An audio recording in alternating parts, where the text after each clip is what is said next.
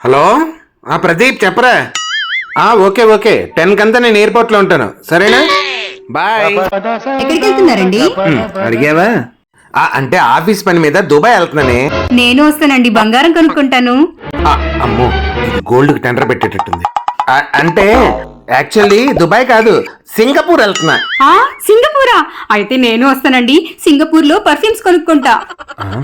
ఇది సింగపూర్ వదిలేటట్లేదు, ఏదో ఒకటి చేయాలి. Oh shit. అంటే సింగపూర్ అయితే సెంట్లే కొనిచ్చేవాడిని, కానీ నేను వెళ్తున్న సింగపూర్ కాదు, లండన్ లండన్ లండన్ వెళ్తున్నాను.